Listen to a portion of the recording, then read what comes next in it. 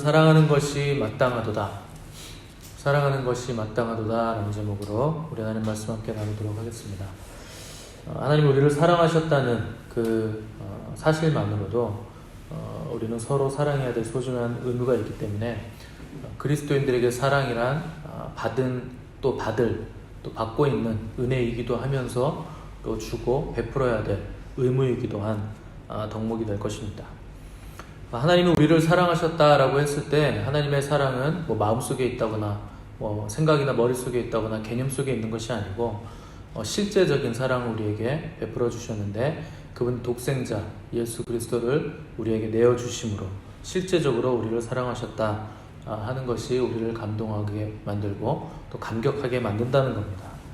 그래서 이 사랑의 크기와 높이, 넓이와 깊이를 깨달은 바울이 에베소서에서 찬송하리로다 이렇게 감탄하고 탄성을 질렀는데 그만큼 하나님의 사랑 때문에 바울은 충만함에 이르렀다, 충만을 경험하고 있다 하는 것이 찬송으로 터져 나오게 된 겁니다.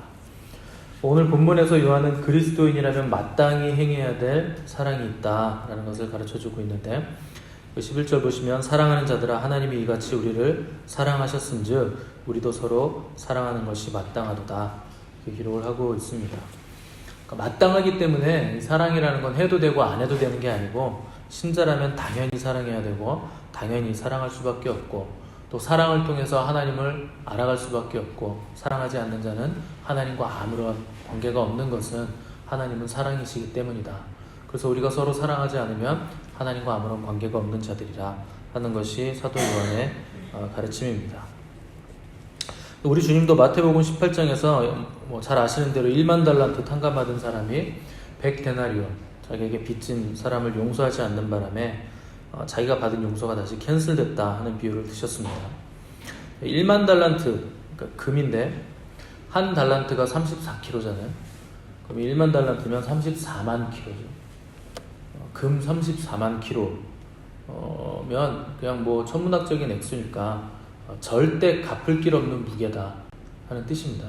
그러니까 죄의 무게는 무슨 죄를 짓든지 간에 절대 갚을 수 없을 만큼의 무게감이 그 죄에 있다 하는 것이고 하나님이 우리를 사랑하실 때 그 죄의 무게, 갚을 수 없는 무게를 탕감해 주셨다. 누군가 다신 그 짐을, 죄의 짐을 대신 지게 해 주셨다는 거죠. 근데 그렇게 불가능한 사랑을 받았는데 그런 사랑을 받아놓고 자기는 죄사함을 받아놓고 나에게 작은 허물, 또 작은 빚을 진 형제를 용서하지 못하고 사랑하지 못한다면 그 사람은 하나님의 은혜를 도대체 뭘로 생각하는 것인가? 완전히 헛되이 은혜를 받았다는 것이죠. 그러니까 내가 받은 은혜가 어느 정도의 무게가 있는지, 어느 정도의 가치가 있는지, 어떤 사랑인 것인지에 대한 인식이 전혀 없기 때문에 형제를 용서하지 못한다는 뜻입니다. 그래서 사도 바울은 로마서 13장 8절에 보시면 피차 사랑의 빚 외에는 아무에게든지 아무 빚도 지지 말라. 남을 사랑하는 자는 율법을 다 이루었느니라. 이렇게 기록을 했습니다. 그러니까 우리가 받은 사랑을 우리는 값없이 공짜로 이렇게 받았다고 자꾸 생각하기 쉬운데 사실은 빚이라는 겁니다. 그게. 그래서 우리가 사랑의 빚을 진 것이기 때문에 그 빚을 반드시 갚아야 되는데 그래서 우리에게 주신 하나님에게 갚는 것을 우리가 어떻게 알 수 있느냐면 이웃에게 이 사랑을 갚아 나가는 것으로 하나님께 진 사랑의 빚이 탕감되어 나간다 하는 것을 말씀하고 있는 거죠. 그러니까 우리가 받은 사랑은 공짜가 아니라 일생 갚을 수 없고 헤아릴 수 없는 사랑의 빚인데 이것을 우리는 이웃을 통해서 갚아 나갈 수가 있게 된다 하는 것이죠. 다행히 하나님이 우리에게 이 빚을 지게 해주시고 왜 빨리 안 갚느냐 이렇게 독촉하시지 않는다는 게 굉장히 다행스러운 일입니다. 근데 왜 독촉하시지 않냐면 사실 이걸 갚는다는 건 불가능한 거거든요. 그래서 이것이 불가능한 것이라는 걸 알기 때문에 우리는 사랑할 수밖에 없다는 겁니다. 내가 갚을 길 없는 사랑을 받았다는 걸 인식하고 인지하는 사람은 다른 사람 사랑할 수밖에 없다는 거죠. 그래서 우리가 받은 사랑의 빚이 얼마나 큰 것인지 알수록 그 사람 사랑은 더 풍성해지기 때문에 형제 자매 용서할 수 있게 되는 것이고 이 빚이 도대체 뭔가 하나님이 주신 사랑이 도대체 뭔가 모르는 사람은 갈수록 메말라져서 남을 판단하고 비방하고 용서하지 못하는 삶을 살게 될 것이라 하는 겁니다. 사실 죄인에게 사랑이란 건 본성을 거스르는 일이죠. 오로지 우리를 구원하신 하나님의 은혜와 사랑을 경험한 사람만이 우리가 하나님의 사랑을 받아서 다른 사람들을 사랑할 수 있게 되는 겁니다. 그래서 바울은 에베소서 3장 17절에서 너희가 사랑 가운데서 뿌리가 박히고 터가 굳어져서 모든 성도와 함께 지식에 넘치는 그리스도의 사랑을 알라, 이렇게 당부를 했습니다. 그러니까 지식적으로 사랑하는 것 필요하다. 그러니까 알미 먼저 수반이 되어야 되는데 그 지식에 넘치는 그리스도의 사랑, 그것을 알아야 된다 하는 겁니다. 그러니까 우리는 교회 다닐 때부터 하나님은 사랑이시다, 십자가가 그 사랑의 결정체다 하는 말을 일평생 들어왔기 때문에 평소에 너무나 많이 당연히 듣기 때문에 그게 정말 어떤 사랑인가, 그게 사랑인지 저 인식을 못하고 그냥 말로만 하나님 사랑이시다, 십자가가 사랑이다, 이렇게 그냥 흔하게 얘기하면서 살아간다는 거죠. 그리고 하나님은 하나님이시니까, 또 전지전능하시니까 당연히 인간의 죄를 용서하시는 것이 그분에게는 쉬운 문제다, 이렇게 생각을 하기가 쉬운데 절대 그렇지 않습니다. 하나님의 속성상 죄를 용서하시는 거 사실 불가능한 겁니다. 그냥 없는 일로 하자, 없는 셈 치자, 이렇게 하는 거 불가능하죠. 왜냐하면 하나님께서 세우신 법에 따라서 죄는 반드시 그 대가, 보응을 받아야 되는 것이고, 누군가는 그 죄 때문에 반드시 죄 지은 사람이 죽임을 당해야 됩니다. 그러니까 그만큼 죄는 심각하다는 것이고, 하나님께서 인간을 하나님과 방불한 존재로, 하나님의 형상으로, 또 하나님의 호흡까지 불어 넣으셔서 지으셨는데, 하나님의 아들로 지으셨는데, 그 아들이 하나님을 배반하는 것을 보셨을 때 하나님께서 느끼셨을 배신감, 또 인간을 향한 하나님의 그 사랑의 크기를 봤을 때 그 실망감들이 얼마나 하나님을 아프게 하고 하나님을 찔렀을까를 우리는 깊이 생각해 볼 수 있어야 됩니다.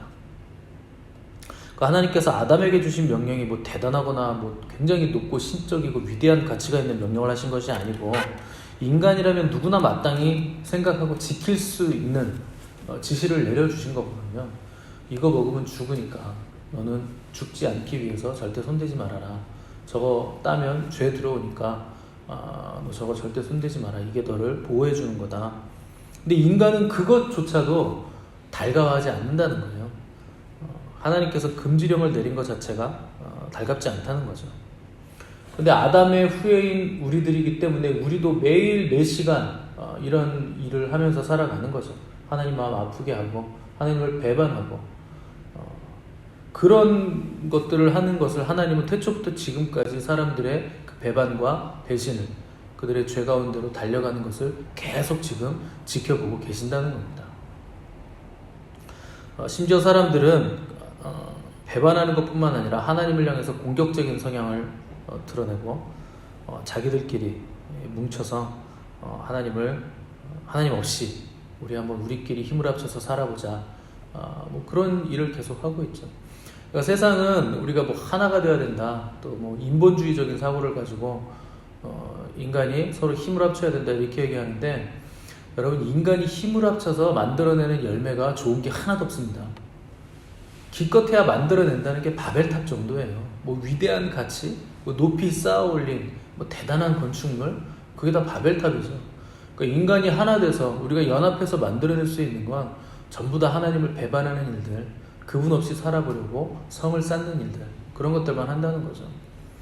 그러니까 우리가 주님 안에서, 하나님 안에서 우리가 이미 하나이기 때문에 바울은 우리에게 성령에 이미 하나 되게 하신 것을 힘써 지키라고 당부만 할 뿐이지, 우리가 서로 하나 되자, 우리가 연합하자, 이런 요구를 한 적이 없다는 겁니다. 그러니까 우리끼리 하나님 없이 뭉치는 거 굉장히 부정적인 열매들만 만들어낸다는 거죠. 사실 하나님 입장에서 용서하시는 것보다 그냥 세상을 싹 다 그냥 심판하셔서 쓸어버리는 것이 훨씬 더 쉽죠. 그런데 하나님은 쉬운 길을 가지 않으시고 하나님도 어려운 길을 가시는 겁니다. 우리를 용서하시고 우리를 구원하시려는 굉장히 어려운 선택을 하신 거죠. 그런데 그 용서가, 그래 내가 너 용서해 줄게, 없던 일로 하자, 이렇게 그냥 퉁 치고 끝나는 일이 아니라는 거예요. 죄는 그렇게 쉬운 문제가 아니라는 겁니다.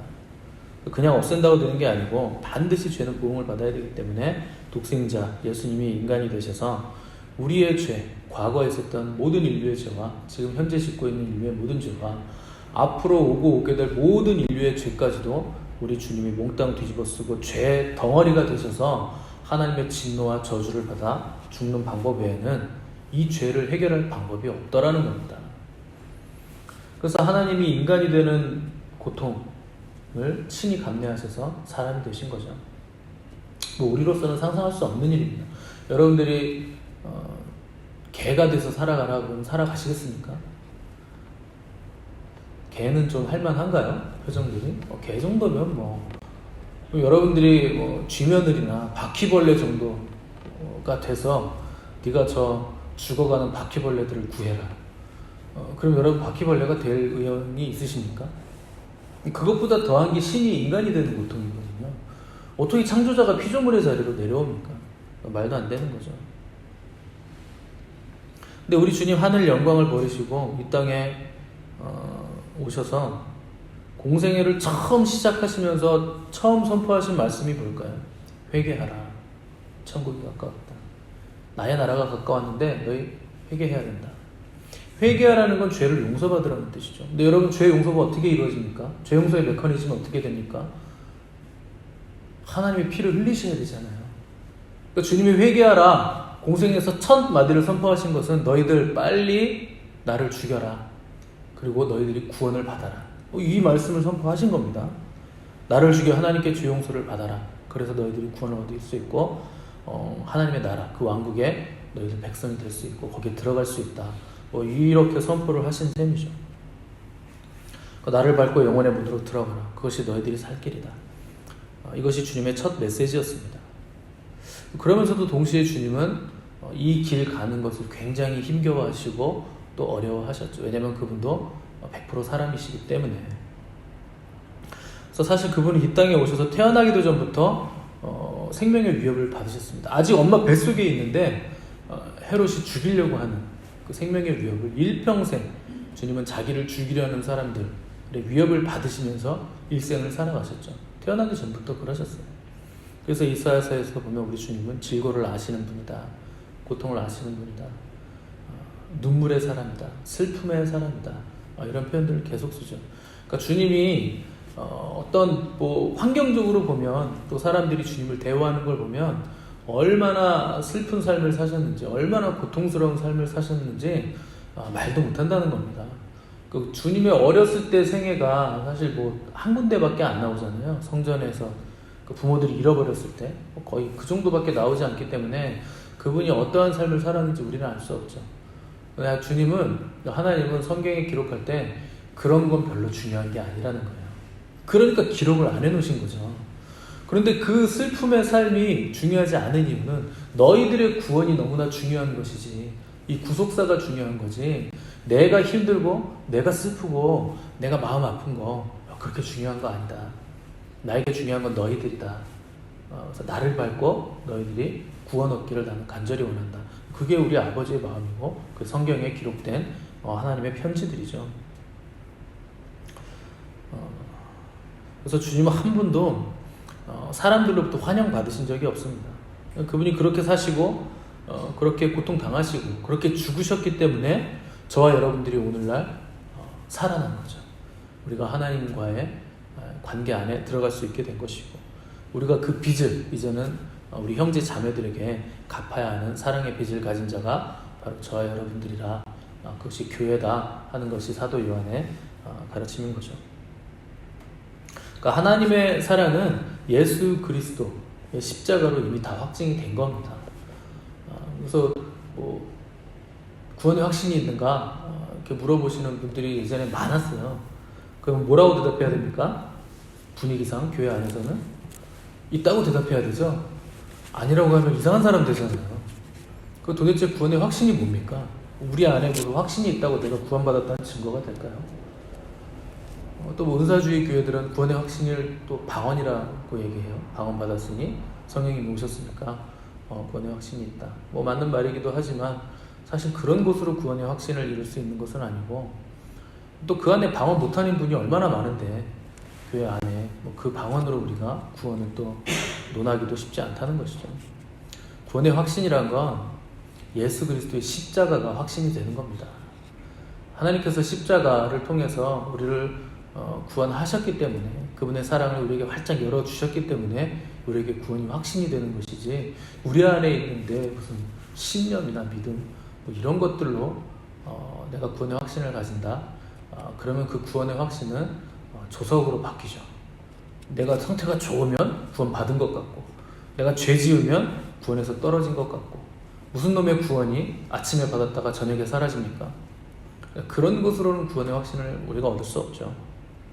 예수 그리스도의 십자가, 그것이 우리의 구원의 확실한 증거가 되는 것이고, 또 우리에게 있는 성령님의 그 인치심, 보증하심으로 우리가 구원받은 자라 하는 확증을 받게 되는 겁니다.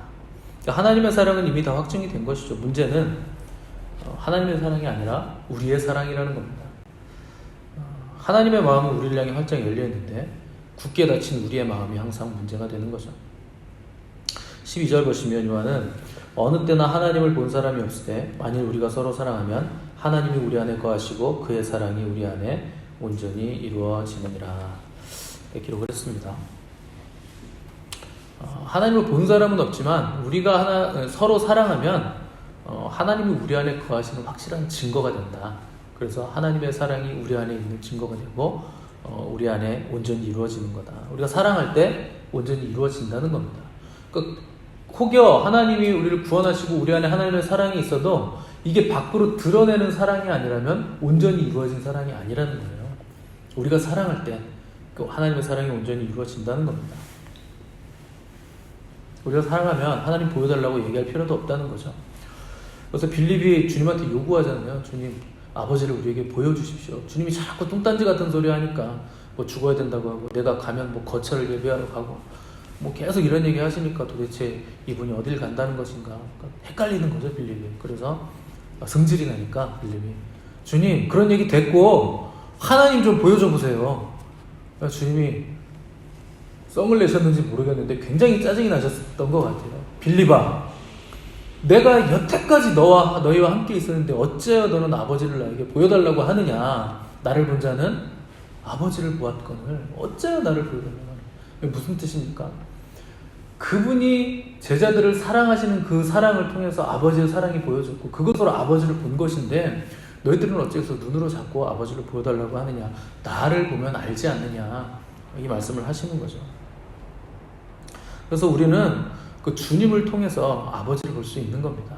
우리 하나님의 말씀을 통해서 아버지의 음성 들을 수 있고 그분의 사랑 경험할 수 있고 체험할 수 있는 거죠. 그리고 그분이 어떤 분이신가 우리가 성경만 제대로 봐도 정확하게 그분을 알 수 있다는 거죠. 하나님이, 성경을 보시면 하나님이 사람을 지으실 때 흙으로 짓습니다. 근데 사람만 흙으로 지으신 게 아니고 모든 동물들, 짐승들도 다 흙으로 지어요. 근데 짐승과 사람의 다른 점은 유별나게 사람은 연약한 존재를 지으세요. 이게 완전히 다르죠. 대신 사람에게는 하나님의 형상, 이미지를 주시고, 그리고 사람에게는 하나님의 생명을 많이 불어 넣어주시죠. 근데 육체적으로 보면 사람이 제일 약한 것 같아요.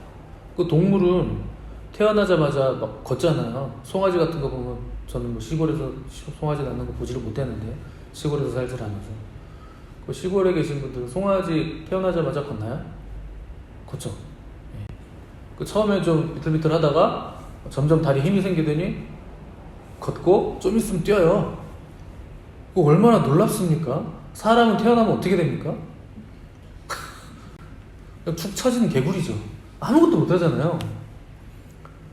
어떤 동물은 태어나자마자 자기를 또 보호할 수 있는 능력이 있습니다. 심지어 독을 품고 태어나서 공격까지 할 수 있는 그 뱀새끼들.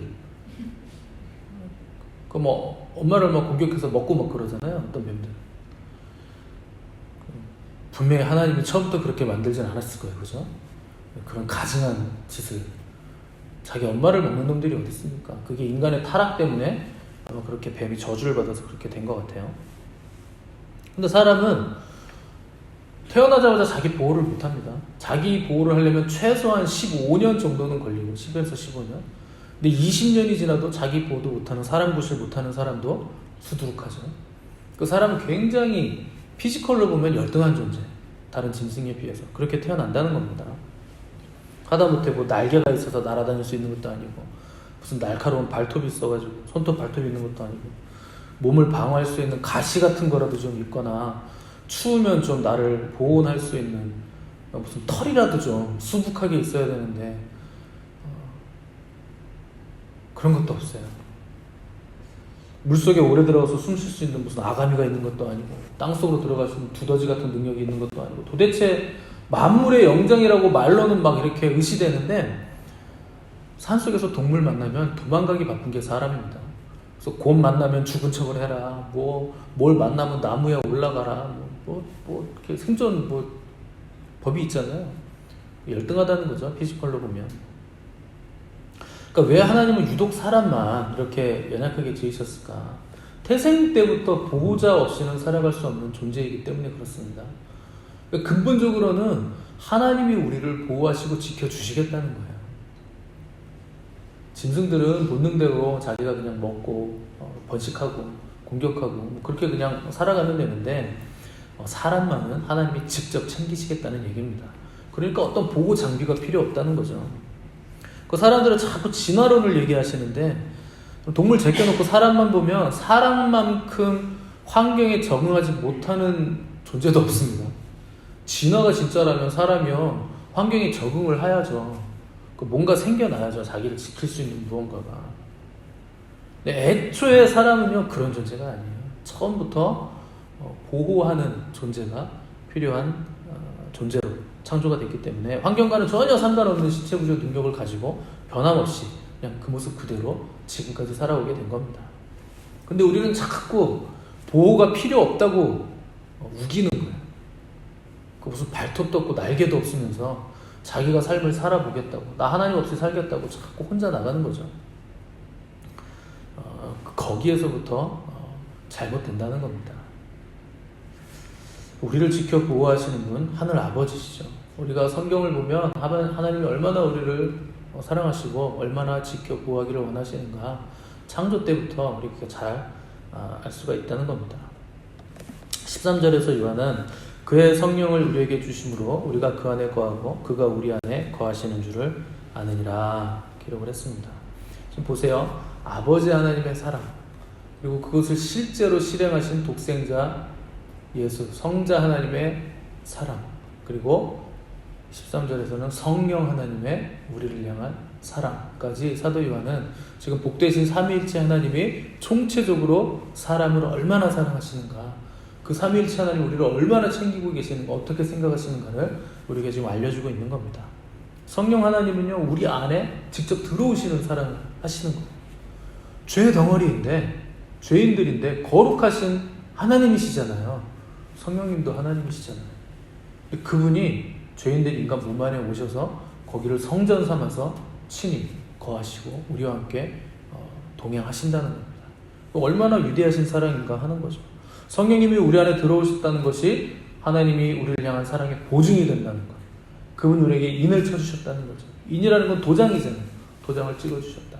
이 고대 사회에서 도장을 찍는다는 건 계약이 성사되었다는 뜻도 있지만 근본적으로는 이제 나의 소유다, 내 소유가 됐다라는 뜻입니다.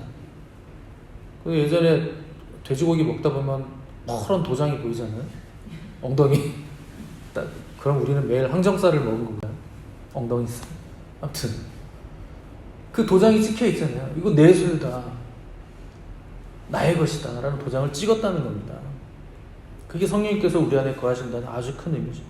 우리가 하나님의 자녀 되었다, 그분의 것이다, 이제 너는 내 것이다 라는 보증이 우리에게 도장처럼 찍혀 있다는 겁니다. 그래서 우리는 하나님의 것이기 때문에 우리의 삶의 방식은 하나님의 방식이어야 되죠. 하나님의 방식은 그분이 사랑이시기 때문에 우리가 서로 사랑하는 것이 마땅하도다 하는 것이 오늘 본문의 내용입니다. 우리는 죽음은 저주라 부르고 삶은 축복이라고 생각하는데 주님은 그러지 않으셨어요. 주님은 죽음을 거절할 수 있는 어떤 기적이나 초자연적인 역사도 다 거절하시고 우리를 위해서 자신을 버리시고 끝까지 자신을 내어주심으로 죄값을 다 치루어 주셨습니다. 이것으로 우리는 하나님의 공의를 볼 수 있고 하나님의 사랑을 볼 수 있죠. 이게 하나님의 두 기둥이잖아요. 하나님은 공의로우시고 사랑이시다. 공의는 죄를 절대 간과하지 않으시는 거예요. 근데 사랑은 죄 때문에 우리가 죽어가는 것을 보지 못하시는 거예요. 이 공의와 사랑이 만나는 자리가 십자가입니다.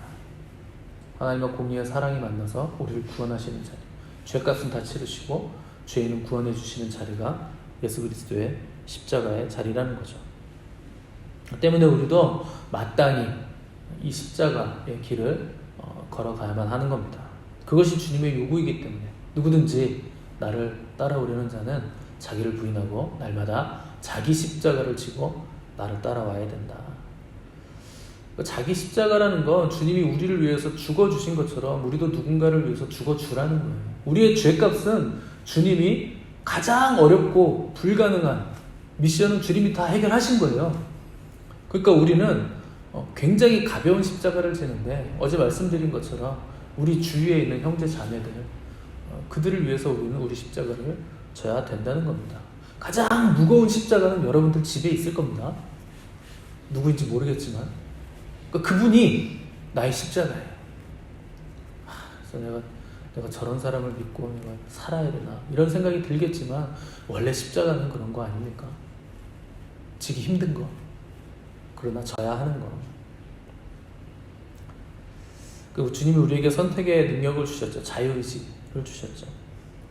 그래서 우리가 무엇을 선택하느냐에 따라서 하나님의 영이 100% 나타날 수도 있고 아예 안 나타날 수도 있고 우리가 선택하기 나름인 거죠. 여러분 선택을 하시면 십자가를 지는 그리고 나를 부인하는 것을 선택하시면 하나님은 100% 충만이시기 때문에 하나님의 영이 우리에게 나타나면 100% 나타나는 겁니다.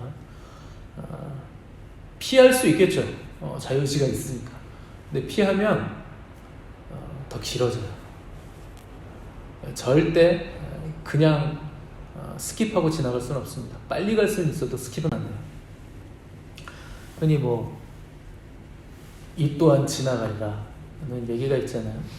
버티면 지나갈 것 같으시죠? 안 지나가요, 여러분.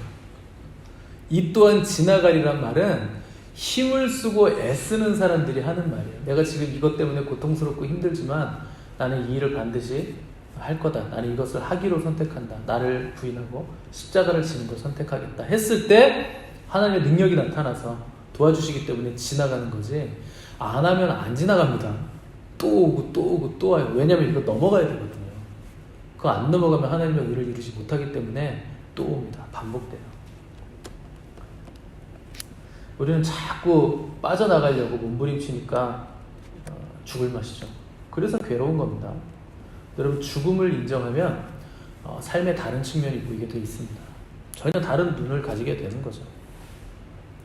그래서 주님의 십자가를 정말 내가 올바로 깨달을 때 내 십자가를 알게 돼요.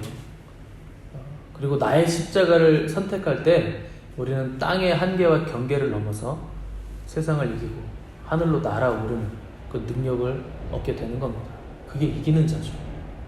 그래서 믿음은 단순한 신념이나 의지 정도가 아니고 그냥 주님이 나를 사랑해 주신 그 사랑을 받아들이는 것에서 끝나는 게 아니고 나를 부인해서 하늘의 경계를 넘어가는 거예요. 그게 믿음의 자리입니다. 근데 자기는 움직이지도 않으면서 받아먹기만 하고 예수 그리스도의 보혈만 의지하고 내 죄를 또 사해 주셨네. 할렐루야. 나는 기뻐요. 정말 기뻐요. 주 예수 사랑 기쁨 내 맘에. 이러고 집에 가면요. 그 사람 지옥 가요. 뱀파이어예요. 그건. 보혈만 쪽쪽 빨아먹고 자기는 안 움직이는 거. 성화가 되지 않는데 어떻게 구원을 이룹니까? 성화의 구원 없이 어떻게 영화의 구원에 이룰 수가 있습니까? 그래서 우리는 요행이나 바라고 감나무 밑에서 입 벌리고 감 떨어지게 기다리는 기대 심리가 믿음이 아닙니다. 날마다 주님의 죽으심을 본받아서 나를 죽음에 넘기기로 결단하는 게 믿음이에요. 그 믿음을 선택하셔야 되는 겁니다. 저와 여러분들의 삶의 여정이 얼마나 남았는지는 하나님만 아시죠. 근데 우리의 삶의 여정이 끝나기까지 우리가 해야 될 일은 우리가 받은 사랑, 이 빚을 우리 이웃들에게 갚아 나가는 겁니다. 그래서 가정에 있는 그 사람에게, 자녀들에게, 또 친지들에게, 이웃들에게 이 사랑을 전달하는 거죠. 그렇게 살다 보면 때가 되면 하나님께서 우리의 영혼을 데려가실 겁니다. 왜냐하면 우리 영혼의 주인이 우리 아버지시니까 수고했다, 너희 와라 하면 그날 가는 거예요. 안 아파도 갑니다. 병들지 않아도 가요. 사명이 끝나면, 완수되면 그냥 데려가시는 거예요. 뭐 안 아프고 가는 게 더 좋은 거 아닙니까? 저희 어머니 보니까 멀쩡하신 분이 그냥 가시던데, 제가 목사 안수 받고서 그냥 하나님 바로 사명이 완수되었다 딱 데려가시더라고요. 그때 여러분 하나님께 드릴 열매들이 있어야 돼요. 요한복음 15장에 보시면 나는 포도나무고 너희는 가지다. 너희가 나에게 붙어 있어야 열매를 많이 맺는다. 근데 15장 전체를 읽어보시면 그 열매가 뭔지 아세요? 결국엔 사랑입니다. 사랑의 열매를 맺어라. 그 얘기를 하시는 거예요. 우린 열매라 그러면 뭐 전도의 열매, 뭐 충성의 열매, 뭐 이런 걸 자꾸 생각하시는데 아니에요. 주님이 우리에게 요구하시는 열매는 그분의 새 계명, 내가 너희를 사랑한 것 같이 십자가를 치고 너희도 서로 사랑하라. 그거 하나 요구하시는 거죠. 그 나무는 열매로 아는 거죠. 여러분들이 지금 맺는 열매가 사랑의 열매가 아니라 미움과 시기와 질투와 판단과 반목과 거절, 이런 열매들이라면 여러분은 진리 되신 예수님이라는 포도나무에 접붙임 당하지 않은 거예요. 들 포도나무에 붙어 있던지 엄한 나무에 붙어 있는 거죠. 나무는 열매로 아는 거죠. 그래서 그때 주님도 우리를 판단하실 때 우리가 가지고 있는 열매로 우리를 판단하실 겁니다. 나무는 열매로 아는 거니까. 주님께서 다시 오시면 우리들이 크게 놀랄 일이 있어요. 아마 이걸 제일 크게 놀라실 겁니다. 내가 이렇게 큰 사랑을 받아놓고도 어떻게 나는 그렇게 사랑하지 못하는 삶을 살았을까? 이걸 아마 가장 우리가 크게 놀라는 이유가 될 겁니다. 여러분 미리 놀라시기 바랍니다. 주님 앞에 가서 놀라지 마시고 지금 놀라셔야 돼요. 그러려면 하나님 우리에게 어떤 사랑을 베풀었는지 깨닫는 은혜가 있으셔야 됩니다. 그래서 이 땅에서의 삶을 후회하지 않도록 풍성하게 사랑하시는 삶을 살아가시는 저와 여러분들 되시기 바라고, 주님 앞에 이 사랑의 열매를 가득 드리는 우리의 삶이 되기를 간절히 바랍니다. 함께 기도하겠습니다.